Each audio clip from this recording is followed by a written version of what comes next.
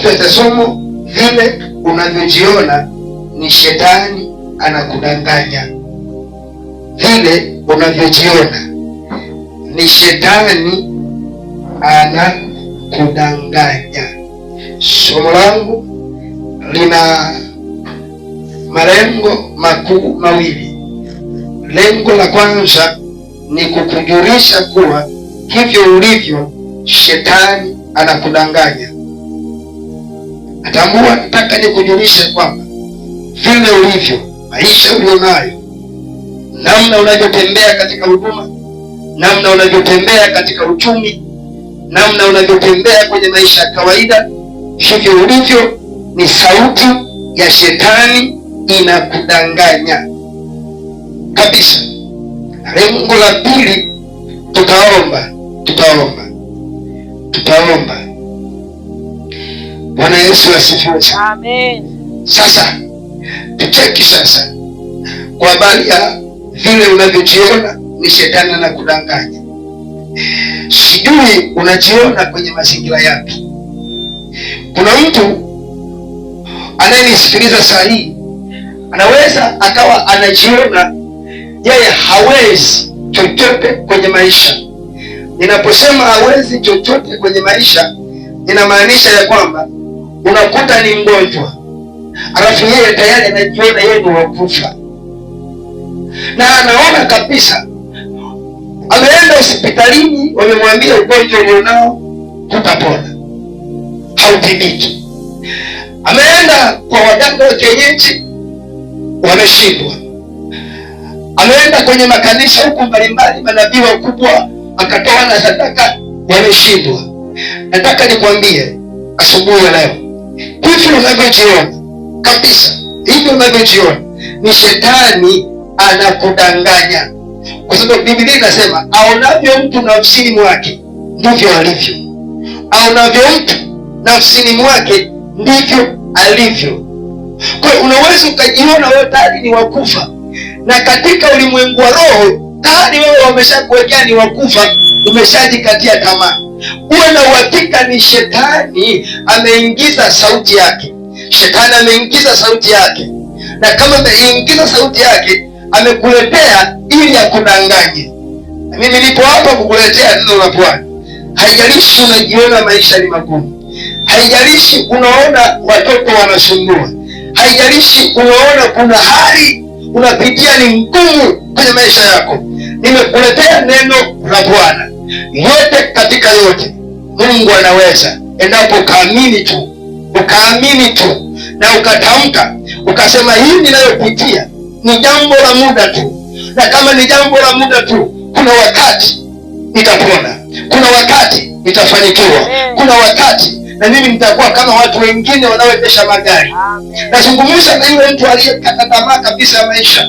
Ni kijana mzuri kabisa, ni kijana amejikatia tamaa kwamba yeye hawezi kumiliki pikipiki, hawezi kumiliki baskeli, hawezi kumiliki magari, hawezi kujenga nyumba za kifahari. Tayari amejikatia tamaa eti kwa sababu anazungusha maji sokoni, eti kwa sababu hana kazi ya kufanya.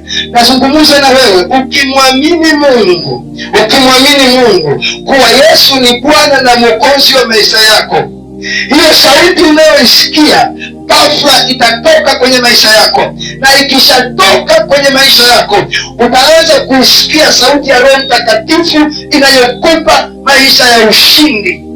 Bwana Yesu asifiwe sana. Bwana Yesu asifiwe sana. Hebu tumfahamu shetani. Shetani ni roho. Shetani ni roho kabisa, ni roho. Kama Mungu ni roho, shetani ni roho. Lakini shetani ana uwezo wa kutumia kitu chochote, au ana uwezo wa kutumia umbo lolote ili aweze kukudanganya katika maisha yako. Haleluya. Amen. Haleluya. Amen. Haleluya. Kwa hiyo shetani anaweza kutumia kitu chochote, umbo lolote, ili aweze kukudanganya. Kitabu kile cha Yohana, naposema shetani ni muongo, kitabu kile cha Yohana Mtakatifu na ile sura ya 8, kitabu cha Yohana Mtakatifu sura ya 8 na ule mstari wa 44.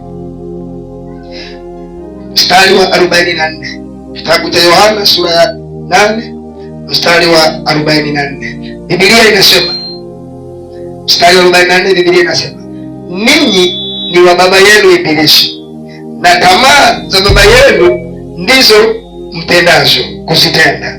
Yeye alikuwa muuaji tangu mwanzo, wala hakusimama katika kweli, kwa kuwa hamuna iliyo kweli ndani yake. Asemapo uongo, kusema yaliyo yake mwenyewe, kwa sababu yeye ni mwongo na baba wa uongo. Bwana Yesu asifiwe sana. Amen. Kwa tunaona sasa katika kitabu cha Yohana Mtakatifu sura ya 8 na ule mstari wa 10 na ule mstari wa 44, tunaona jinsi Yesu anavyomfunua shetani, kwamba shetani tangu mwanzo yeye ni baba wa uongo. Na anaposema tangu mwanzo, inamaanisha tangu kwenye bustani ya Edeni alijigeuza akaja kwa umbo la nyoka. Ukisoma kitabu kile cha Mwanzo sura ya 3 mstari wa 1 na kuendelea, alijigeuza akaja kwa umbo la nyoka. Alipojigeuza kwenda kwa umbo la nyoka, akaenda akazungumza na mtu mmoja anaitwa Hawa. Alipozungumza na Hawa kupitia umbo la nyoka, akasema ati hivi ndivyo Mungu alivyowaambia kwamba msile ya matunda. Tayari akaanza kupitisha sauti ya uongo kwenye masikio ya Hawa. Hawa alijibu vyema mara ya kwanza, akasema ni kweli kabisa, Mungu amesema tusile, maana tukila tutakufa. Cheki shetani anachokifanya, akasema ni uongo kabisa, ni uongo, kwa sababu mkila, Mungu anajua kabisa mtafanana na yeye. Bwana Yesu asifiwe sana. Amen. Bwana Yesu asifiwe sana. Kwa amekuja kwa umbo la nyoka ili kuweza kumdanganya nani? Hawa. Na kabisa Hawa akasikiliza yale maneno, akachuma. Alipochuma akaenda akampa na mume wake, wakala. Wakaondolewa kwenye bustani ya Edeni. Kilichosababisha waondolewe ni ule uongo ambao shetani aliutumia tangu mwanzo. Tuliposoma kwenye kitabu cha Yohana, anasema ni baba wa uongo tokea awali, lakini shetani ni roho. Unisikilize ikakusaidia. Anaweza akaja mtu kabisa, ni rafiki yako, akazungumza na wewe maneno mazuri, akasema na wewe kwa hali nzuri, ukafikiri anakusaidia, kumbe amekuja kukuangamiza nafsi yako. Hakuna kitu kibaya kama hujakaa rohoni. Hakuna kitu kibaya kama hujakaa na Mungu. Hakuna kitu kibaya kama Mungu hayuko ndani yako, kwa sababu akija rafiki aliyebeba roho ya uongo, na anaweza akakujia na kwa maneno mazuri, anaweza akakujia kwa maneno kabisa, ukamsikiliza. Wakati umemsikiliza namna hiyo, ukaondoka na yale maneno ukaenda kuyatendea kazi, lakini kumbe mwishowe yale maneno ni mauti. Bwana Yesu asifiwe sana. Amen. Unasema naikuta wapi? Cheki Ayubu. Mungu amejaribu tu kumruhusu shetani kwa Ayubu. Alipokaa pale akapigwa majipu kamanda. Alipopigwa majipu amekaa amechoka sana. Ayubu akawa amechoka kweli, lakini ghafla rafiki zake wakamtembelea. Ukisoma Biblia unakuta maneno aliyokuwa anazungumza na Ayubu ni kama maneno ya kumfariji, lakini kumbe ni maneno ya kumwangamiza. Ayubu bado alijua Mungu aliye naye, alijua namna ya kuwajibu, kwa sababu bado Mungu alikuwa amemjua kikamilifu. Na mimi nimekuletea neno la Bwana asubuhi ya leo. Mjue sana Mungu kwenye maisha yako, yaani muelewe sana Mungu vile alivyo. Iwe ni tembea yako, tembea sawasawa na Mungu. Iwe ni sema yako, sema sawasawa na Mungu. Hata kama shetani anataka kutumia kitu ili aweze kukudanganya kabisa, mwambie shetani, sikiliza, mimi sijawahi kudanganywa, ninachoangalia naangalia neno la msalaba. Amina. Bwana Yesu asifiwe sana. Amen. Bwana Yesu asifiwe sana. Amen. Kanisa la Bwana, haleluya. Amen. Kanisa la Bwana, haleluya. Amen. Sasa shetani na makundi yake, lakini asubuhi ya leo nataka tuangalie kundi moja linaloitwa uchawi. Nataka tuangalie kundi moja linaloitwa uchawi, na ni kundi ambalo shetani analitumia kwa spidi, na kama analitumia kwa spidi inategemeana sasa wewe umekaaje, kwa sababu na wachawi na wao hawawangi wakiwa na mwili, na wao wanakuwa ni roho. Yesu asifiwe. Amen. Yesu asifiwe sana. Yote hiyo wanamtafuta nani? Wanamtafuta mtu aliyeokoka, wanamtafuta mtu ambaye Yesu Kristo ni Bwana na Mwokozi wa maisha yake. Lengo tu wamrudishe nyuma. Bwana Yesu asifiwe sana.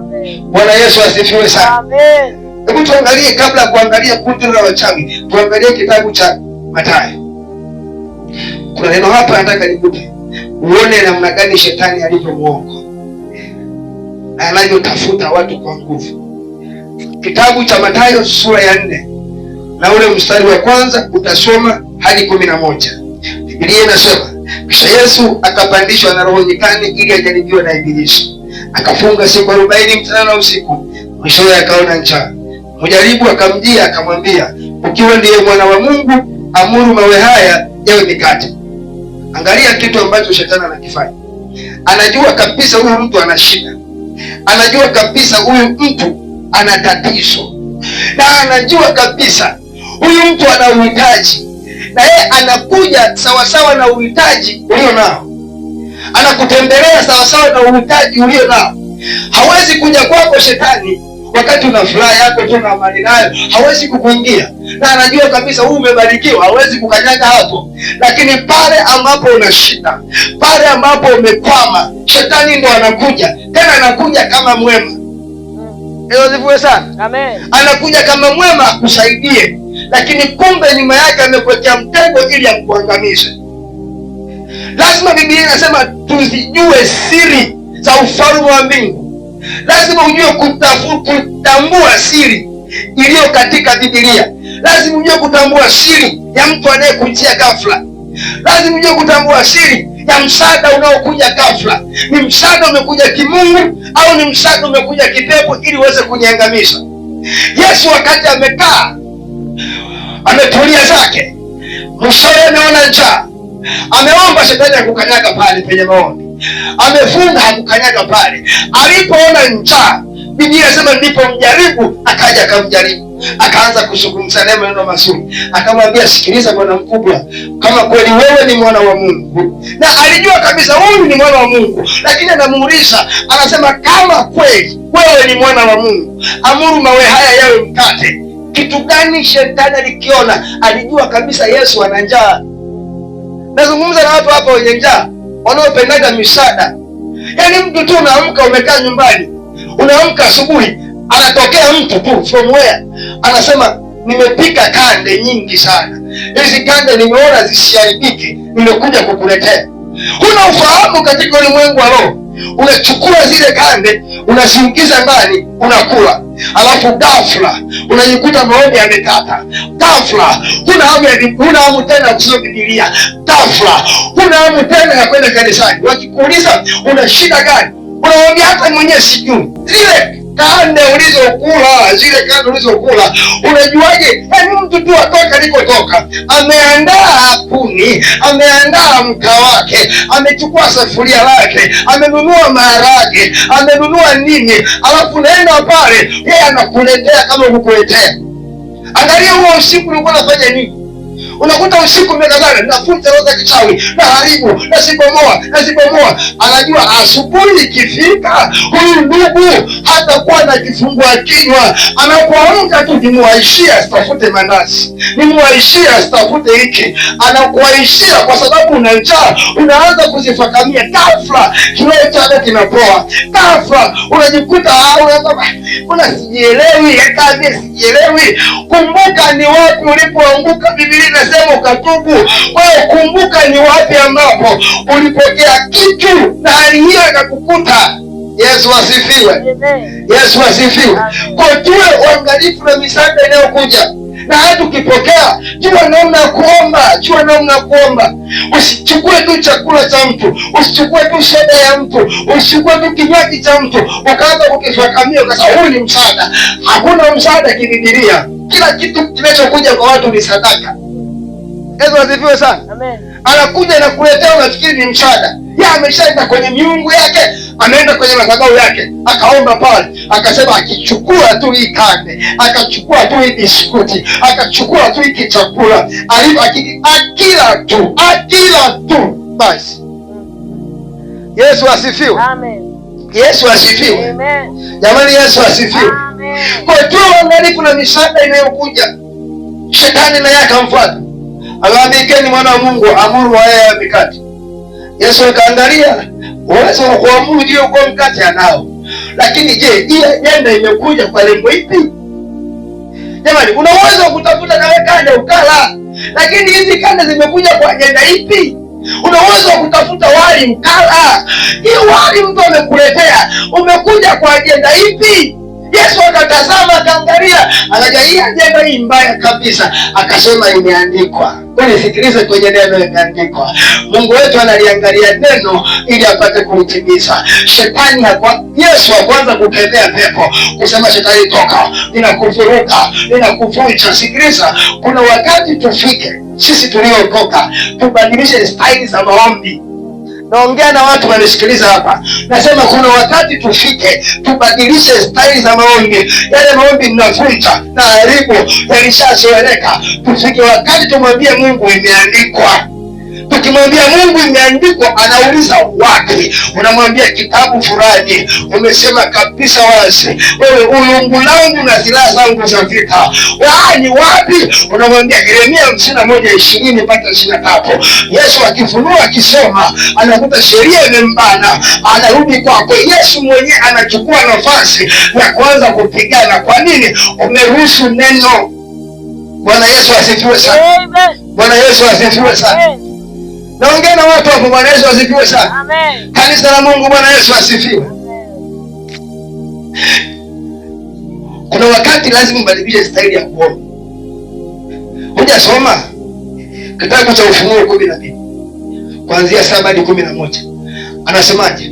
Wakamshinda shetani. Kwa nini? Kwa damu ya mwana kondoo na kwa neno la ushuhuda. Kitakachokufanya wewe sasa umshinde shetani, tafuta uhusiano na damu ya mwana kondoo. Maanake kaa kwenye maombi ya kufunga, uwe na uwezo wa kutumia damu ya mwana kondoo, alafu uwe na neno la ushuhuda. Neno la ushuhuda sio maisha uliyoishi. Neno la ushuhuda sio wazazi wako walivyoishi. Neno la ushuhuda si mchungaji wako anachokisema. Neno la ushuhuda, kaa kwenye maandiko, tafuta yale maandiko yatakayofanya shetani akapotea mbele yako. Yesu asifiwe sana. Amen. Mchawi awange awangavyo, majini chuma ulete yaibe hela kwenye maduka yaibavyo. Nazungumza na watu hapa, lakini ukiamka asubuhi ukasema imeandikwa, litakalofungwa duniani na mbinguni limefungwa. Wapi? Kitabu cha Mathayo sura 16 mstari 19 unasema linafunga chochote. Iwe ni kwenye biashara funga, iwe kwenye ndoa funga. Unisikilize, kuna watu mnanisikiliza mpo hapa, ndoa zinasumbua asubuhi mchana jioni, asubuhi mchana jioni. Leo tatizo ni nini?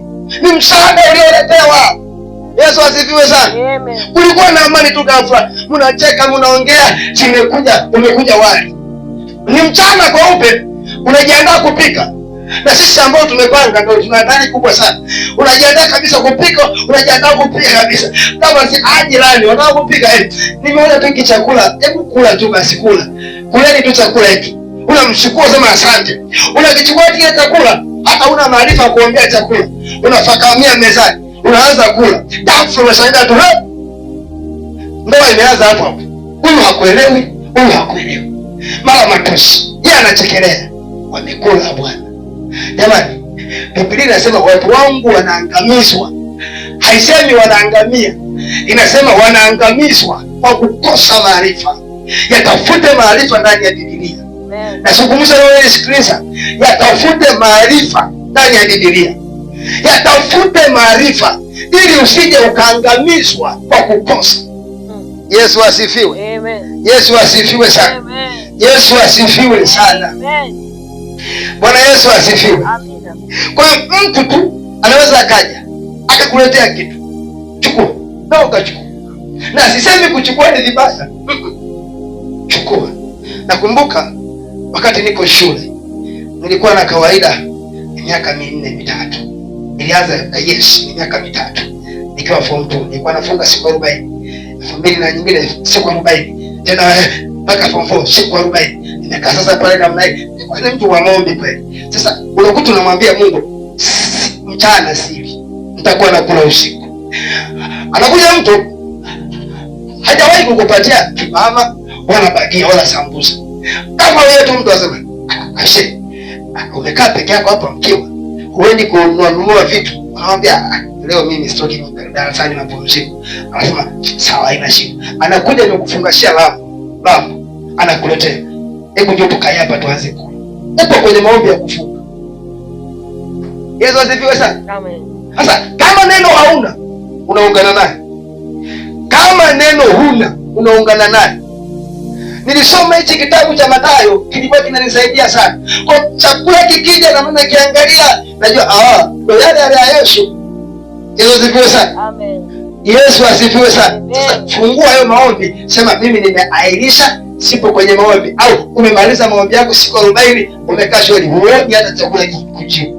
Ukiomba ukisema naomba, nakwambia tafuta nawe chakula kuna baba. Lakini wakati kwenye maombi vinakuja vyenyewe. Nini? Kuna vitu lazima ujifunze. Usije ukaangamizwa kwa kukosa maarifa. Amen. Yesu asifiwe sana. Amen. Naongea na watu wenye huduma ndani. Naongea na watu wenye karama ndani. Naongea na watu wenye vipawa ndani. Jiulize, kwa nini ghafla ulikuwa ni mtumishi wa Mungu mzuri? Ulikuwa unahubiri mitaani. Ulikuwa unafunga na kuomba. Ulikuwa unaishi kujisoma neno. Umewahi kujiuliza kwa nini ghafla imekata? Sio maisha. Mtu anasema ni maisha bwana, au ni kwa sababu nimeoa. Swala sio kuoa, swala sio maisha. Ni swala muda wa usiku na utumiaje? Ndio kwanza ni mtumishi wa Mungu umekaa kwenye ndoa. Uko serious? Unacheza bao na wewe. Sasa baadaye Jumapili nipewe kipindi. Yaani una ule utumishi wa kulipuka tu kila hujijui. Shetani anakupotezea time. Anakupotezea muda. Lazima ufike mahali ufunguke akili ya kukaa na huyu Yesu ili akusaidie kwenye maisha yako. Bwana Yesu asifiwe sana. Bwana Yesu asifiwe sana. Sasa nataka uangalie namna gani kinachosumbua jamii ya leo ni uchawi. Yaani ndio kundi ambalo shetani analitegemea, na analitegemea kwa spidi na kwa kasi kabisa. Analitegemea kwa spidi na kwa kasi. Kundi la uchawi linavyokuja kuharibu maisha yako, linavyokuja kuharibu hali ulionayo ya kiroho, linavyokuja kuharibu namna unavyomtumikia Mungu. Na moja ya kazi waliopewa wachawi ni kupambana na watumishi wa Mungu wote wanaosema kweli, ni kupambana na watumishi wa Mungu wote ambao wanafunga. Na uchawi hauna mtoto wala kijana wala bibi wala babu. Kipindi kile wakati nakuwa, walikuwa wakimwona bibi amezeeka sana, walikuwa wanasema huyu ni mchawi kabisa, ni mchawi. Lakini leo iwe ni mtoto mchawi, iwe ni mtu kijana ni mchawi, na hajijui kama yeye ni mchawi au anajijua kama yeye ni mchawi. Na nenda kwenye makanisa au nenda sehemu ukasema hubiri habari za wachawi, hawawezi kuhubiri habari za wachawi. Kwa nini? Wana hofu ndani. Unisikilize, umepewa mamlaka ya kukanyaga inge na nyoka. Kama unafikiri ndani hakuna kitu ambacho shetani anakimbia au mapepo, anapokuja kugundua huyu jamaa amebeba neno ndani, kitu kinapokuja ukisema imeandikwa namna hii, wanachapa, wanapigwa. Hata kama akaja anacheka, unamwambia imeandikwa, bado anakuja, imeandikwa, bado anakuja. Huwa na hakika anaendelea kupigwa na anaendelea kupigwa, mwisho wa siku atakukimbia tu. Shetani alimkimbia Yesu mpendwa, alimkimbia. Alipoenda kumwambia imeandikwa, kila akimjia na kia anamwambia wewe shetani, imeandikwa. Sisi tunaishi maisha ya kufanana na Yesu mpendwa. Tunaishi maisha ya kumwiga Yesu kibibilia. Unaposema imeandikwa, hata kama kuna jeshi kubwa kiasi gani, lazima lirudi nyuma tu. Kwa nini? Kunalo neno ndani. Usitumie nguvu sana. Unatumia nguvu eti natoka nakuja. Wanasikiliza ya hamna andiko hapa. Yesu asifiwe sana. Lakini kama ndani kuna andiko, ni rahisi mno. Ni rahisi sana. Bwana Yesu asifiwe. Amina. Bwana Yesu asifiwe sana. Niliwahi kusikia siku moja nimekaa na mtumishi wa Mungu anasema, hakuna kitu kigumu kama sasa hivi waanze kuhubiri habari za wachawi. Watu wameacha. Yaani ile nguvu ya zamani haiko tena. Kanisa la zamani haliko tena, Ni wachache sana wenye uwezo wa kuhubiri hizi habari. Ni wachache. Na mimi napandikiza roho hiyo ndani yako, ikukae ya ujasiri. Mahali popote ujue wewe ni mfalme na mtawala. Sasa kuna maana gani ya Yesu kusema mtakapokanyaga nyayo za miguu yenu mimi hapa pamekuwa penu? Alikuwa anamaanisha nini? Maanake hata kama pana ngome nzito unasema hapa sawa. Asikutishie mtu. Tunaye Yesu. Yesu asifiwe sana. Nasema asikutishie mtu. Tunaye Yesu. Amen. Bwana Yesu asifiwe. Amen. Jina la Bwana libarikiwe. Amen. Jina la Bwana libarikiwe. Amen. Nataka nizungumze na namna ambavyo wachawi wanaweza wakakuroga kabisa, wanakuroga vizuri kabisa, na wako serious, na ni kundi ambao liko serious kuliko tunaoabudu. Nawaambiaga watu siku zote, hakuna kitu ambacho kiko serious katika ulimwengu wa roho kama ufalme wa giza. Kiko serious, lakini sisi tunakuja kanisani, yaani kama vile tunataka tutaki, tunataka hatutaki, tukipigwa ndo tunataka, tukiwa wazima kanisani hatuendi. Kitu kigumu sana, kitu kigumu sana. Karibu Yesu anarudi. Bwana Yesu asifiwe sana. Amen. Bwana Yesu asifiwe sana. Amen. Hebu angalia namna ambavyo mtu anaweza kukuroga. Kuna mtu anaweza kukuroga kwa kutumia kitabu chawi. Anakuroga kwa kutumia kitabu. Ninaposema na kuroga kutumia kitabu, ninamaanisha anatafuta majina yako popote yaliko matatu. Anatafuta jina lako la kuzaliwa, jina la baba yako la katikati, na jina la ukoo. Akitafuta hilo jina, anaenda analiandika, anaanza kusemelezea kwenye vitabu vyao vya kichawi. Akianza kukutaja, leo atakutaja, kesho atakutaja, kesho kubwa atakutaja. Uwe na hakika kama amenuizia, na kama amenuizia wewe uwe maskini, utajikuta kila siku unatembea unatafuta hela, wewe zinashuka.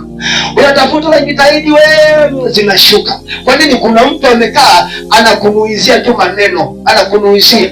Ghafla kuna mtu mwingine anisikiliza, unatafuta kazi kila siku, unaenda huku kazi hauna, unaenda huku kazi hamna. Kuna mtu tu amekaa, yeye kazi yake ni kukunuizia tu, anakusemelezea tu. Kama sisi tunavyosema imeandikwa, tuna uwezo wa kumpiga mtu hata akiwa mbali tukisema imeandikwa, na sisi tunataja neno hili tunasema imeandikwa, na wao wana vitabu vyao, wanaanza kusema hiki. Watu aise, hakuna kitu kigumu kama hicho. Unajikuta tu ghafla maisha yako yanashuka. Na mwingine wamemwekea kabisa na mpaka kwamba huyu kumiliki $100,000 kwake stop. Hata angetafuta afiki $100,000. Yesu asifiwe. Amen. Yesu asifiwe. Amen. Jamani, Bwana Yesu asifiwe. Hata angetafuta afiki $100,000, atatafuta usiku na mchana, atatafuta huku na huku, hata angeunganisha namna hii asifiki. Nini? Kuna kitu kinatamkiwa maneno, kuna kitu kinasemezewa, Hujawahi kusikia na kuambia hakuna kitu kigumu kama laana ya mzazi? Mzazi ana laana gani? Anatamka tu, yeye anasema tu, mtoto huyu asifanikiwe, amenikera sana huyu mtoto, maisha yake anakwenda akae makuu. Kimwangalia sio mchawi na anasari. Swali linakuja, inapataje laana? Anasema tu, maana anatamka. Na wao wanakaa, wanaanza kutamka, wanatamka. Ghafla maisha yako hayaendi. Huu ni uchawi wa kulogwa na kitabu. Yesu asifiwe sana. Yesu asifiwe sana. Sasa kuna uchawi wa kulogwa kutumia dawa kabisa, kutumia tu dawa kama dawa. Sasa ndo ile anakuletea sasa chakula. Nimesema hapo wazi, kwenye kile chakula anaweka dawa zake. Sasa unajisahau, Biblia imesema hata kila kitu cha kufisha hakitawazuru. Unajisahau kabisa, unafikiri aliyekuwa anaandika alikuwa ni mpumbavu. Unaweza fikiri kwamba neno limekuja hapo, naweza nikanywa sumu mimi. Wewe sikiliza, wewe kuna sumu za kichawi zinawekwa, kuna sumu kabisa zinawekwa kabisa za kukunyonya nguvu zako zote za rohoni. Nazungumza na watu mnielewe. Yesu asifiwe sana. Amina. Yesu asifiwe sana. Ghafla akiweka ile dawa yake, sumu yake, wanauliza swali, tunampaje? Tafuta mtu wa karibu, kwa sababu najua yeye hawezi kukufuata, yeye hawezi kukufuatilia. Tafuta mtu jirani yake, rafiki yake, na kama ni mume tafuta mke wake, na kama ni mke na moto tafuta mume wake.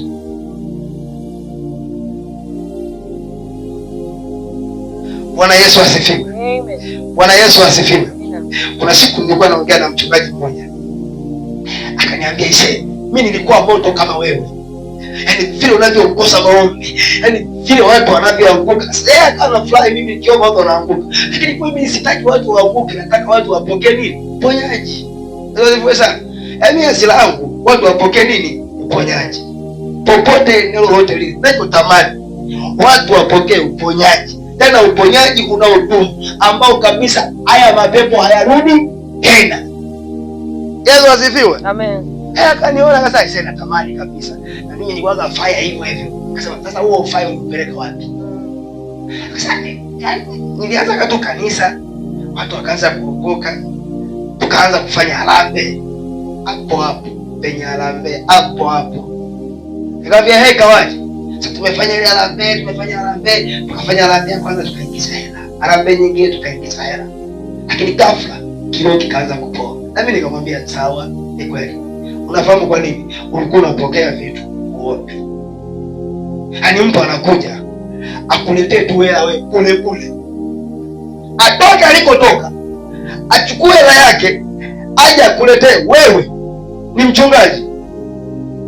Na kusimu na taarifa ya kwamba huyu mtu ni mchungaji, amepakwa mafuta. Peleka sumu. Anachukua ni hela yake, anaanza kuipaka sumu, anaipaka sumu katika ulimwengu wa roho. Ile hela akishaipaka sumu, ghafla anakuja nayo. Akishakuja nayo, anaweka pale, anajua lazima utaondoka nayo, lazima. Ndio kama uko mbele maskini, anaweza asiweke hata kwenye chombo. Kutokana na ule furaha watu mnacheza tena, umeshajisahau. Anakuja tu, mtumishi ubarikiwe, anakupachika kwenye mkono. Tayari akishakupachika umeshika namna hii, ameondoka. Hutaki maombi tena, unabaki na utumishi wa kuigiza. Na kusema utumishi wa kuigiza, ni mtumishi ila hatuoni mafundisho, hatuoni vitendo. Ndio sana. Amen. Watumishi wanaelewa kitu tunachosema. Anaweza kafika madhabahuni hata neno halijui. Ataanza shuhuda tu mwanzo mwisho. Mungu ametupa tufundishe neno, hajatupa tuseme historia.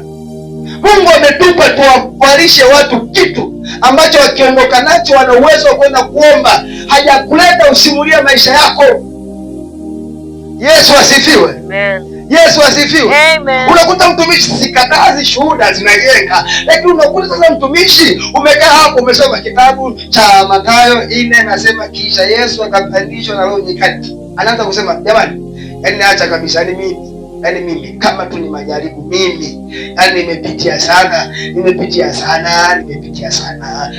Dakika 20 nimepitia sana, 30 nimepitia sana, nikaenda huko 30. Kuna siku nimeenda kanisa moja, nimeenda kukaa. Nilivyokaa ndani yangu nasikia kupata chakula. Ghafla sasa karibu waneno anapita mwanamke. Alafu mwanamke anajiita nabii eti, anajiita nabii. Bwana Yesu asifiwe. Amen. Mimi ni nabii. Tukatulia pale. Nimsikilize nipate kitu cha kinani. We. Toka mwanzo wa mahubiri yake sikuona kifungu, sikuona neno. Nikasikia tu anaanza, yes. Aisee, naomba nisikilize vizuri. Kijijini kwetu. Alienda nacho. Sasa baadaye namuita mchungaji namuuliza, hivi kijijini kwetu imeandikwa wapi? Nahitaji kuondoka na neno. Sasa mtumishi, sasa unajua tena wachanga hawa, amejiita nabii. Mchanga wapi? Jamani, Bwana Yesu asifiwe. Amen. Hakikisha unaposimama kwenye madhabahu kama mtumishi wa Mungu, tafuta neno, na ukiona kuna ukiwa ndani, yani ndani ujisikii chochote, rudi kwa Mungu, piga magoti, mwambie Mungu, sijaelewa hii, sikuwa hivi, kwa nini kwa hivi, kwa nini kwa hivi? Mungu atakusemesha tu. Anza kushughulikia na roho ya kichawi bali popote. Wapi nimerogwa? Kwa maneno, kwa dawa. Nimerogwa kivipi? Unaweza kumwambia Mungu hapana, na ukatawa uchawi, na ukatawa uchawi. Ghafla Mungu anasikia mbinguni, anayekataa uchawi nani? Anakuta ni wewe. Akikuangalia ni wewe. Aisee, huyu kweli kuna nafasi aliyonayo imepotea. Mungu anaanza kukupa na maneno na maandiko na maandiko na maandiko yaliyokuwepo ndani ya moyo, yanaanza kurudi. Kwani kuna vitu kuna vikataa taratibu. Ulimwengu tulionao ni ulimwengu wa vita, sio ulimwengu wa kustarehe. Tukistarehe tukikaa tu namna hii, tutapigwa. Na mimi nakuombea katika jina la Yesu, usifike hatua ya kupigwa, fika hatua ya kupiga. Amina. Yesu asifiwe sana. Yesu asifiwe sana. Sasa huo ni uchawi wa kutumia dawa. Anaweza kaweka tu akakuletea. Yaani soda imefunguliwa, una akili unakunywa. Anakwenda soda imefunguliwa, afu imejaa imefunguliwa. Unafungua hivi soda imefunguliwa. Sasa huo aise soda tena ya 1000 kama hii.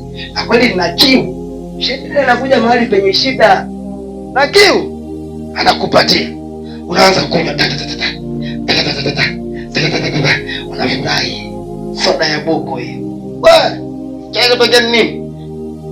Imefyonza toka ulipoanza kumtafuta Mungu, ile nguvu yote kuna kuja kurudi kuanza upya, kupoteza wakati. Siangamie kwa kukosa maarifa. Shetani ni mjanja mno, na kazi yake anakusemesha ili akudanganye, na kitu anachokitumia ni wachawi. Lazima ujifunze kupambana na nguvu za giza. Lazima ujifunze kuomba, na nitakufundisha baadaye namna ya kuomba. Hiyo ni kwenye biashara yako, namna ya kuomba. Hiyo ni kwenye nyumba yako, namna ya kuomba. Huoni ndoa inaeleweka, namna ya kuomba. Nitakuelekeza hapo mbele. Amen. Yesu asifiwe sana. Amen. Yesu asifiwe. Amen. Angalia uchawi mwingine, ni uchawi wa kutumia mafundo. Yaani vifundo. Nikisema vifundo, ninamaanisha hiki ni kitambaa, hiki ni kitambaa. Hii nikifanya hivi maana yake sijakifunga. Nikikileta namna hii nikakiviringisha hivi nikakifunga hapa katikati. Nikakifunga namna hii. Hii hapa tayari nimefunga maisha ya mtu. Hivi. Yesu asifiwe sana. Huu ndio uchawi wa mafundo. Na ndio uchawi ambao Biblia umeandikwa, na ndio uchawi ambao Mungu anaupiga vita. Kitabu cha Kutoka. Nataka nione kwa nini Mungu alizungumza na kitu wachawi. Hakuna watu wabaya duniani kama uchawi. Hakuna kitu kibaya. Na Biblia kabisa ilisema acha vyote, shughulikia roho za kichawi, kwa sababu uchawi ni roho. Mtu mwingine anaweza kukaa na mke wake, alafu anaambiwa mume wako ni mchawi. Sasa mbona mimi mume wangu nilala naye jana? Sikiliza. Ule ni mwili unabaki pale. Roho ndio inayotoka. Roho ikitoka, unaweza ukafanya nacho yoyote ule mwili, ukakupai kwa vyovyote, ukacheza nao kabisa kama kawaida, lakini roho ilishatoka muda mrefu, iko kazini. Sasa ikishafungwa, kwa watumishi wa Mungu wakaifunga na kuelekeza baadaye, ikishafungwa hiyo roho, papu ikafungwa. Ikishafungwa, yule kule ambao ni mwili, ghafla jasho linaanza kutoka. Ndani amefungwa, arudi huyo. Yesu asifiwe sana. Amen. Yesu asifiwe sana. Yaani amefungwa, harudi. Ghafla jasho, maasi anaumwa, wakimpima, naumwa hiki, naumwa hiki. Na angalianisha na mtu anayeumwa hiki, malaiki. Kuna mahali yuko anakuutwa. Kuna mahali yuko anapigwa. Sasa ile roho kule, malaika wa mauaji wakishaiua. Natamani siku moja nikufundishe namna ya kutumia malaika. Na Mungu atanipa namna hiyo. Hiyo neema nitakuelekeza jinsi ya kuwatumia malaika. Kama waganga wana uwezo wa kutumia majini, au watu Freemason wana uwezo wa kutumia majini, yakaenda akawaletea pesa, yakawaletea hivi. sisi tuliookoka je? Kamuuliza Elisha vizuri, akamwambia Gehazi, sikiliza, walioko upande wetu ni wengi, yaani malaika ni wengi kuliko hao wanaokuja. Akasema tu Mungu akupatie macho uone, na Mungu akampatia macho. Gehazi akaona, akakuta makomando yaliwazingira namna ya Ishe.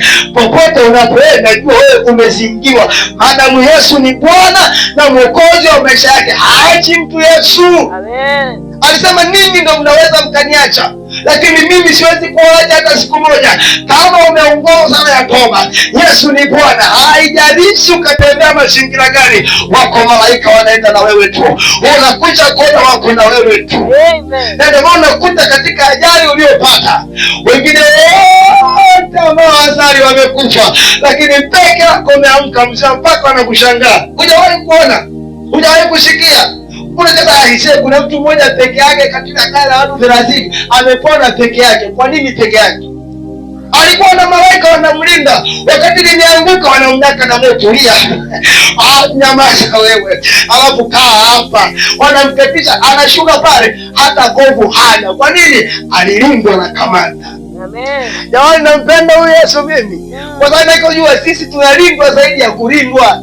Yaani sisi tunalindwa zaidi ya kulindwa. Tumezingirwa na malaika wa ajabu mno.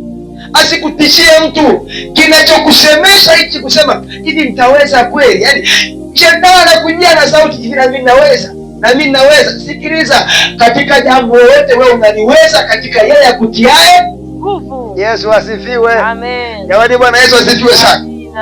Sasa uchawi wa vifundo, tuangalie kitabu cha Kutoka. Kitabu cha Kutoka, aisee, Biblia ilizungumza kitu cha ajabu. Kitabu cha Kutoka sura ya 22 mstari wa 18 inasema kidogo tu, usimwache mwanamke mchawi kuishi. Hapo hapo tu, usimwache mwanamke mchawi kuishi. Na sheria ya wana wa Israeli, walikuwa wakigundua wewe ni mchawi, wanakupiga mawe mpaka unakufa. Sasa leo usiseme ukapige mtu mawe. Tunayo nguvu katika ulimwengu wa roho.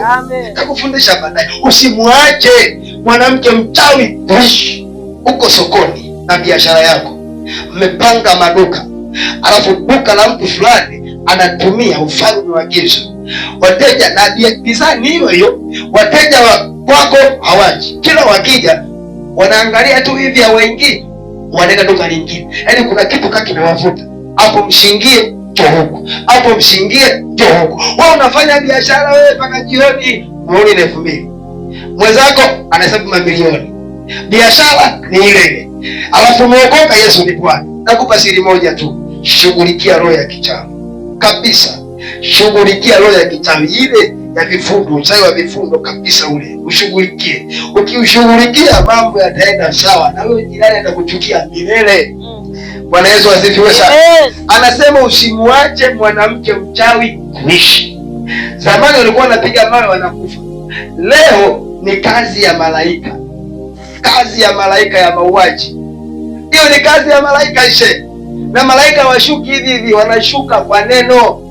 Ukisema katika jina la Yesu, sawa sawa kama ilivyoandikwa katika kitabu cha Waebrania 1:13-14, ulisema je, hao sio roho watumika? Manake wamekuja wanitumikie mimi. Nani? Malaika wa mauaji na waagiza. Kila roho ya kichawi popote ilipo, nenda kaue. Hujasoma? Hujasoma? Malaika mmoja aliangamiza watu 85,000 kibibilia. Wote alichinja. Hujasoma? Yesu wakati anaenda kuzungumza na Ibrahim, alikuwa Bwana Yesu katikati. Upande huu na upande huu walikuwa ni malaika wawili. Katika wale watatu, mmoja wao alikuwa ni Bwana. Tena kwa herufi kubwa, Bwana. Inamaanisha ni Yesu mwenyewe alishuka kuzungumza na Ibrahim. Na akazungumza akasema, nitamfichaje siri huyo ambaye atakuwa taifa kubwa? Akamfichaje siri? Akamwambia, sikiliza, hii nataka niende nikaangamize Sodoma na Gomora, lakini sasa wapo watakaoenda ambao ni hawa. Sasa Bwana, akiwako 50 labda wale watakatifu, sasa sitaangamiza 30, sitaangamiza 20, sitaangamiza 10, sitaangamiza. Ibrahimu anasema basi nenda. Akaondoka. Yesu akaondoka. Walioenda Sodoma na Gomora ni 2. Walioenda kwa Ibrahimu 3. Mungu akiwa katikati yao. Ila walioenda kuangamiza kule, Mungu hawezi kuangamiza tuchawi, tupepo, tushetani. Huo muda hana. Na ndio maana hata shetani mwenyewe alitupwa na malaika, kutupwa na Mungu. Yesu asifiwe sana. Yesu asifiwe sana. Kwa unapomwambia Mungu katika jina la Yesu, naomba uwepo wako, tayari majeshi yanakulinda kila uendako. Wewe ukayaona, lakini yeye anakulinda. Na ndio maana hujawahi kuona umeokoka, alafu ukitaka kufanya dhambi, ghafla kuna hofu inaingia ndani. Au ukisema uongo, ukiangalia tu hivi, unajisikia kama nimepungukiwa kitu hapa. Nimepungukiwa kitu. Hawakai mahali pachafu wale. Saa yote wanataka uwe msafi. Ukisema Baba nisamehe, hapa nimeteleza, nimesema uongo, wanarudi tena kwa ukubwa. Jamani, Bwana Yesu asifiwe sana. Amen. Jamani, Bwana Yesu asifiwe sana. Amen. Kwa nazungumza na mtu aliyekata tamaa kwa sababu ya uchawi. Nazungumza naye, umerogwa. Nazungumza na wewe, kisikutishie. Unatafuta kazi huku na huku, unakuja kona, sikiliza neno la Bwana. Nachosema, shughulikia roho za kichawi. Kurogwa kupitia kitabu, kurogwa kupitia dawa, na kurogwa kupitia mafundo. Anaposema usimwache mwanamke mchawi aishi, mahali popote, eneo lote unalokanyaga, usiache mwanamke mchawi aishi. Na ndio maana Yesu akasema, ninyi kila sehemu mtakaoingia, bomoeni madhabahu zao, maashera yao, ondoeni miungu yao. Yani aliwapa mamlaka ya kubomoa, ya kuondoa. Na wewe Mungu amekupa mamlaka popote unapoenda, kuwa na neno la mamlaka kabisa. Sikiliza, anayetoa mamlaka ni Mungu mwenyewe. Akawaita wanafunzi wake wapi? Mathayo 11. Alipowaita akakaa nao, akasema nimewapa amri na mamlaka. Kumbe anayetoa amri na mamlaka juu ya pepo na magonjwa na udhaifu ni nani? Ni Yesu. Sasa ukisema Baba, naomba mamlaka, naomba amri juu ya pepo, ghafla inakuja kwako. Sasa usikae tu kelele mama. Tafuta nawe nafasi na muda na Mungu. Ukitafuta muda na Mungu anakujaza. Akikujaza una uwezo wa kusema chochote toweka, kikatoweka. Amen. Jamani, Bwana Yesu asifiwe. Amen. Usijaribu kutengeneza hofu na kuruhusu shetani akakudanganya. Akikuta uko sawa na kudanganya, hivi Mungu atakuwa na jibu kweli? Ukisikia hiyo sauti, ujue anapigwa.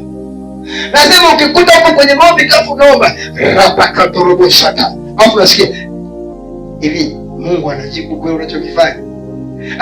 Unasikia na nikupita kwenye mawazo yako. Sikiliza shetani, kumbe unapigwa. Na kwenda ongeza spidi. Unapigwa wewe. Unapigwa wewe. Ghafla unaongea kitu fulani, hivi kinaweza ikatokea kwa kumbe kinaenda kutokea. Yaani ukikuta unaomba ghafla kuna vitu vinakusemesha, ujue wanapigwa katika ulimwengu wa roho. Wanachotaka wakupozeshe uache kuomba ili wapoe. Kataa kupoa kwa jina la Yesu. Sema ninakataa kupoa kwa jina la Yesu. Uwe moto muda wote. Yaani uwe ni moto na fire saa yote. Yaani mtu leo na uwe makini wakati wowote. Bwana Yesu asifiwe sana. Kwa Yesu anasema usimwache mwanamke mchawi aishi. Kabisa. Usimwache. Usimwache mwanamke mchawi afanyaje? Aishi. Yaani ni jirani, ndugu, wazazi, nini? Ukitatu mwambie hapana. Tafuta kunena kwa lugha tu. Na mimi nakuombea kama ulikuwa una nguvu za Roho Mtakatifu, na kuombea katika jina la Yesu uwe na uwezo wa kunena kwa lugha kuanzia sasa. Amina. Kwa sababu ukinena kwa lugha hawaelewi unachoomba, ila wanapigwa tu. Pigwa tu. Na wachawi wana kawaida, akipigwa mmoja anaondoka, naenda kualika wengine. Usikae kusema leo nilipiga wachawi nimemaliza, wewe kila siku kumutaga tu. Na Yesu anasemaje? Ndio kitu kigumu sana. Akasema tukiwatoa wote patabaki ukiwa. Haya tukiwatoa na watoa taratibu. Kwa anachotaka anakupa nafasi ile ya kukoma kila siku omba. Ndio. Bwana Yesu asifiwe. Amen. Mmoja akaniambia, pastor, nikule swali moja. Sasa mimi kila siku nafuta wachawi. Mbona hawaishi? Nikampa tu andiko. Yesu alisemaje? Yaani haitakiwi, anawaambia wana wa Israeli, utakapoenda kwenye nchi ya Kanaani, wafukuzeni watu taratibu taratibu. Msiwafukuze wote kwa sababu nchi itabaki ukiwa. Sawa Kwa ndaanza kuwaondoa taratibu. Kwa unaposema nakamata wachawi, wanakufa. Wanakuja tena wengine. Usiache kila siku. Yaani kwenye kazi yako usiache. Kwenye duka lako usiache. Kwenye ndoa yako usiache. Kabisa. Lazima ujue mbinu. Ukikuta kuna hamjaelewana, angalia, roho imeingia hapa. Shetani ameingiza roho ya uchawi ya kufarakanisha ndoa. Kuwa mwangalifu. Amina. Bwana Yesu asifiwe sana. Jamani kanisa, Bwana Yesu asifiwe. Amen. Kanisa la Mungu, Bwana Yesu asifiwe. Kwa Mungu atusaidie na Mungu akusaidie. Mungu atusaidie na Mungu atusaidie. Kitabu kile cha Luka 13. Nataka uone jinsi shetani anavyowafunga watu. Umefungwa kwenye eneo lipi? Unayenisikiliza, umefungwa eneo gani? Kuna watu wamefungwa katika biashara, uchawi wa mafundo. Kuna watu wamefungwa katika tumbo lisizae. Kuna watu wamefungwa akili zao. Kuna watu wamefungwa ndoa zao, kampuni, ukoo, usipendwe. Hata wewe unayenisikiliza ni binti mzuri na una uwezo kabisa wa kuolewa, lakini umefungwa ili usiolewe. Kuna kitu kimekufunga kabisa, kimekufunga. Bwana Yesu asifiwe sana. Amen. Umeletewa kabisa masuala ya uchumba na mali ziko nyumbani, na hapo unamuuliza mwanaume, anasema subiri najiandaa. Wewe anajiandaa wapi? Kuna kitu kinafunga, hawataki uolewe. Unaongea kwenye ndoa, huwezi kuzaa mtoto, sabini tasa. Mungu hakuumba mwanamke tasa duniani. Na Biblia kila aliyekuwa tasa baadaye alizaa. Inasemekana hata sisi, hata kama kuna utasa umekaa nao muda mrefu, kuna wakati utazaa tu. Amen. Jamani, nazungumza na watu, utazaa tu. Amen. Ukitafuta utumishi sasa utazaa tu. Amen. Na kwenye madhabahu hii una tatizo kama hilo, dogo sana kwa Mungu. Kitabu kile cha Luka 13 mstari wa 10 hadi 17. Biblia inasema, siku ya Sabato alikuwa akifundisha katika sinagogi. Nani? Yesu mmoja wapo. Na tazama, palikuwa na mwanamke aliyekuwa na pepo wa udhaifu muda wa miaka 18, naye amepindana, hawezi kujinyosha kabisa. Yesu alipomuona alimuita, akamwambia, mama, umefunguliwa. Hebu sema umefunguliwa. Sema umefunguliwa katika udhaifu wako. Sema katika udhaifu wako. Ngoja nizungumze hapa kidogo. Mungu ametupa mamlaka ya kufungua. Kitabu cha Mathayo 16 mstari wa 18 anasema, wewe ndiwe Petro, juu ya mwamba huu nitalijenga kanisa langu. Hapa ni mwamba. Hata kama pana ngome kiasi gani, lakini hapa kuna mwamba wa Yesu uliojengeka na utaendelea kujengeka, na misingi yenye nguvu imara inaendelea kujengeka. Yaani malaika wako kazini usiku na mchana ili kuimarisha tu mahali hapa, iwe ni ngome ile ambayo juu ya mwamba huu nitalijenga kanisa langu. Anasemaje? Wala milango ya kuzimu haitalishinda. Sikiliza, hapa mahali milango ya kuzimu yoyote popote, hakuna kitakachotushinda hapa. Hakuna kitakachotushinda hapa. Kwa sababu nini? Tumepewa funguo. Anasema litakalofungwa duniani na mbinguni limefungwa. Anasema duniani na mbinguni limefungwa, alafu litakalofunguliwa duniani na mbinguni limefunguliwa. Na ndio maana Yesu akasema, sikiliza mwanamke, umefunguliwa udhaifu ulionao. Alikuwa na kibiongo, yani mgongo umepindana, anainama anatembea hivi namna hii, hawezi kuinuka hivi akajinyosha. Lakini mwanaume alipomtazama tu akasema, mama, umefunguliwa, umefunguliwa. Hiyo mamlaka Yesu akupamewe mbinguni, hiyo mamlaka Yesu alituachia. Kila atakaye kuja mahali hapa ana udhaifu, ana magonjwa, ana hali yoyote iliyo mbaya, ametembea huku na huku imeshindikana, lakini anapokanyaga kwenye lango hili ambalo Yesu ameweka kama bomba, Yesu ameweka kama komando mahali hapa, una uwezo wa kutamka neno tu na kusema, wewe umefunguliwa udhaifu wako, na yeye anafunguliwa. Yesu sifiwe sana. Yaani yeyote atakayetamka, iwe ni mtumishi wa Mungu, atakanyaga mahali hapa, atakachokisema umefunguliwa au umepona au umewekwa huru, na hakika atakuwa huru. Kwa nini? Tumepewa mamlaka, tumepewa funguo. Yesu asifiwe. Kanisa la Mungu, Yesu asifiwe. 13, akaweka mikono yake juu yake, naye akanyooka, mara hiyo akamtukuza Mungu. Hii mikono hii, alisema Yesu, mtaweka mikono juu ya wagonjwa watapata. Sasa usikilize, kila atakayefika hapo kaweka tu mkono pa, hata haina haja ya kuomba, yaani mkono tu pa, alafu kasema imeandikwa, nitaweka mikono juu ya wagonjwa na huyu ni mgonjwa, atangaza afya, mwambie nenda umefunguliwa, na anaenda amepona. Huko anakoenda anaenda kumtukuza Mungu. Bwana Yesu asifiwe sana. Amina. Jamani, Yesu asifiwe. Kanisa la Mungu, Yesu asifiwe. Haleluya. Amina. Haleluya. Basi sikiliza watu walioingia hapo. Mkuu wa sinagogi alikasirika kwa sababu Yesu amemponya mtu siku ya Sabato.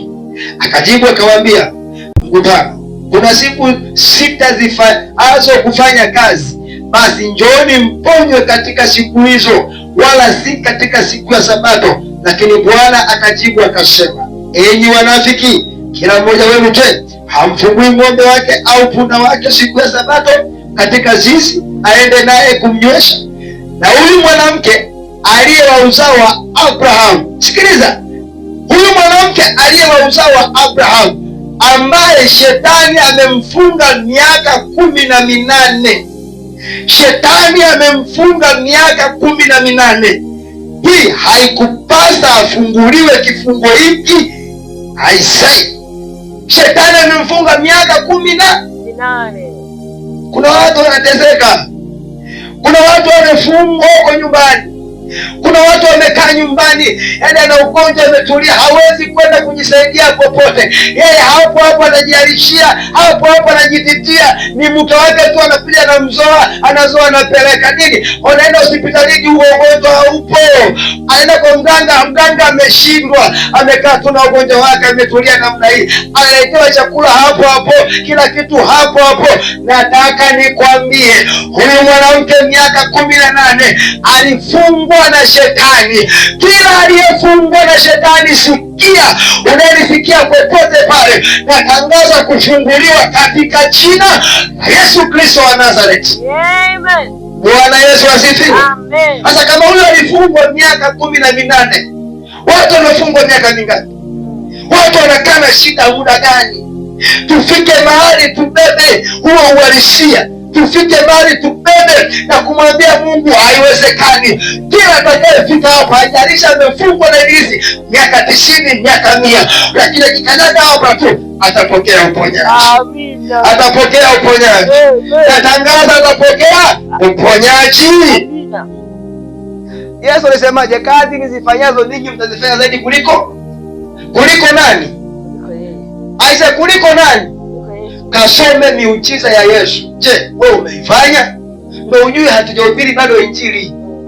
Tumefika hatua tunaogopa wachawi, tunaogopa majini, tunaogopa wakuu wa anga, wakuu wa giza, tunaogopa waganga. Eti mganga akisema tu wewe kesho ufiki, wewe anakutishaje? Anakutishaje? Bwana Yesu asifiwe sana. Amina. Bwana Yesu asifiwe sana. Haleluya. Amen. Nataka nikwambie, ukitaka Unaenda kwenye kazi yako, alafu ghafla ulikuwa unauza, alafu nakuta siku hiyo hujauza. Usilie ukaza kwa kweli biashara ilikuwa mbaya. Wewe ndio ulikuwa mbaya, sio biashara.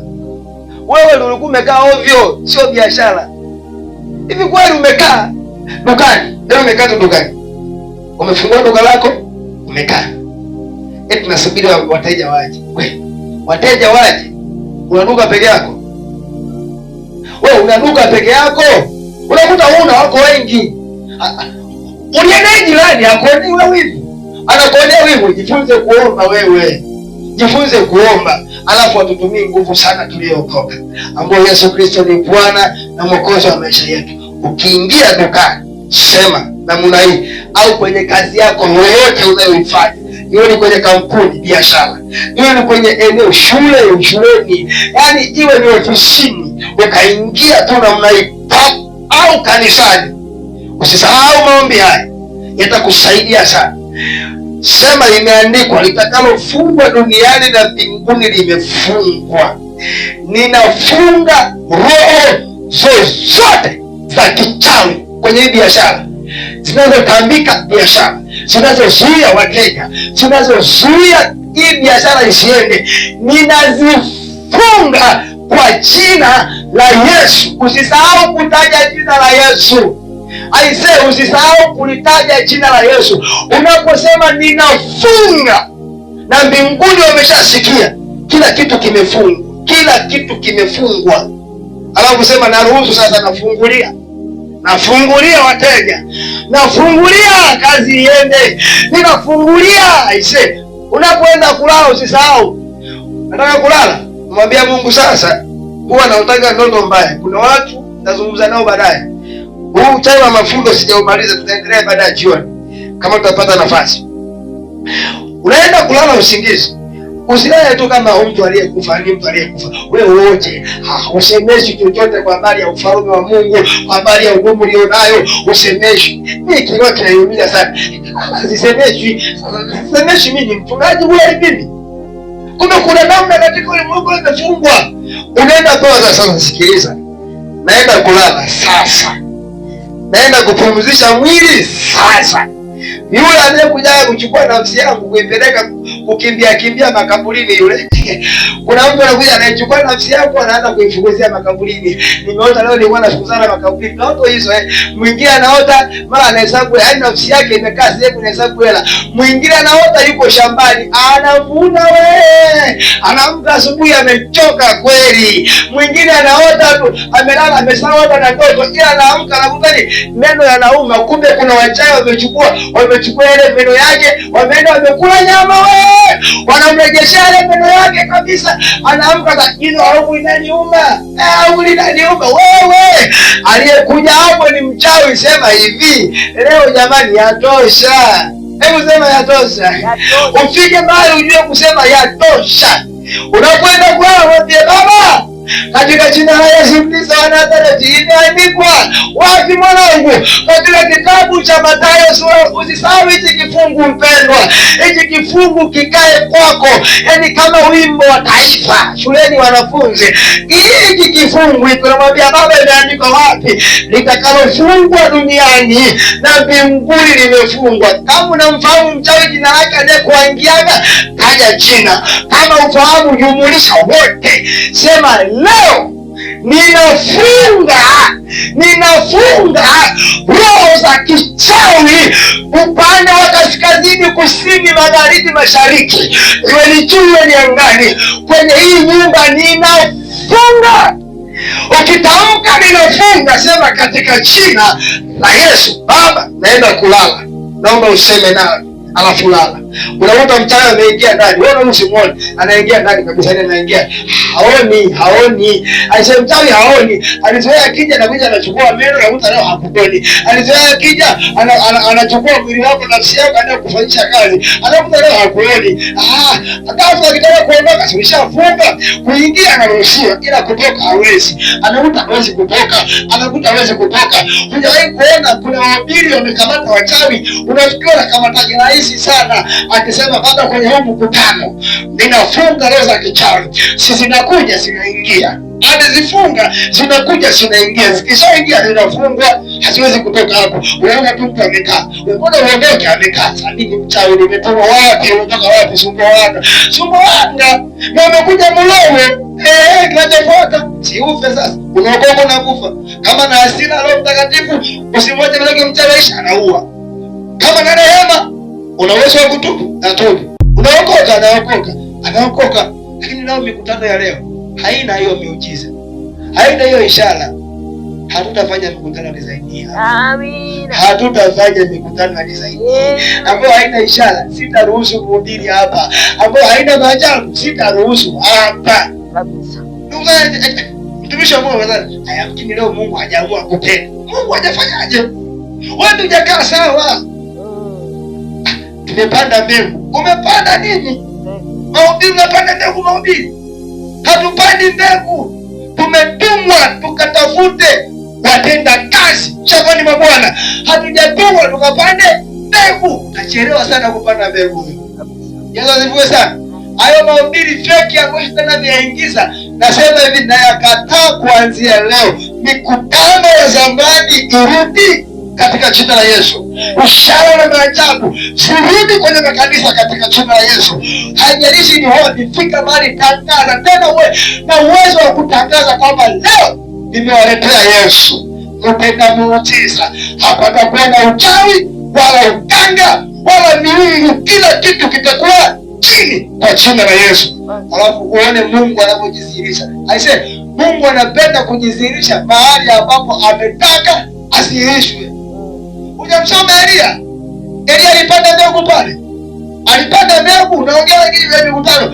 Tunapanda mbegu. Hiyo injili shakufa, ni ya zamani mpendwa. Unapanda mbegu. Tumeshaingiziwa. Yaani kumnyima Yesu nafasi ya utendaji kazi wa nguvu. Tumeshaingiziwa katika maisha yetu. Tunatembea nacho. Tukifanya mikutano, hajakuka mtu, tunapanda mbegu. Watu wameshika neno la Bwana. Wameshika neno la Bwana. Basi ingekuwa namna hiyo, Yesu angefanya kazi kubwa kabisa. Watu tusingemuelewa. Elia akafika sehemu pa. Alipoingia pale, akatazama, akaangalia, akasema, "Haijulikane leo." Na haijulikane leo. Hakusema napanda mbegu leo. Simama hapo ulipo. Simama hapo ulipo. Tukutane ibada jioni. Funika macho yako. Sema, Bwana Yesu. Bwana Yesu. Kwa sauti sema, Bwana Yesu. Bwana Yesu. Ninakushukuru. Ninakushukuru. Nimelisikia neno lako. Bwana. Kuanzia leo. Nimenyosha mikono yangu juu. Nimenyosha mikono juu. Nimelisikia neno lako Bwana. Ninaomba achilia nguvu, uweza, mamlaka zidi ya pepo. Achilia ndani yangu. Ondoa roho ya hofu, ondoa roho ya mashaka, ondoa roho ya uoga kwa jina la Yesu. Ninaikataa ndani yangu kila sauti ya shetani iliyokuwa ikinisemesha kwenye maisha yangu. Leo naikataa, leo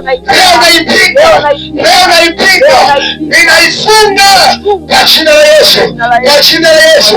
Kuanzia leo nitakuwa jasiri na shujaa wa kulitangaza neno la Bwana mahali popote, wakati wowote, saa yoyote. Nitadhihirisha matendo makuu ya Bwana Yesu katika jina la Yesu. Mungu, tumelisikia neno lako na tunaendelea kulisikia. Tunaomba endelea kusema nasi Bwana. Useme na watu wanaonisikiliza kwenye mitandao mbalimbali ya kijamii. Weka shauku ndani yao, weka nguvu ndani yao, weka uweza ndani yao. Ninafungua vifungo vyovyote ambavyo shetani alikuwa amefunga kwenye biashara zao. Yule kazi anafungua, yule aliyetungishwa mimba, hiyo mimba ikawa inamfanya akawa anakosa amani, hata kusema neno. Katika jina la Yesu ninanyamazisha kimya nguvu za giza, ninanyamazisha kimya katika jina la Yesu. Aliyefungwa sio wewe, ninamfungua katika jina la Yesu.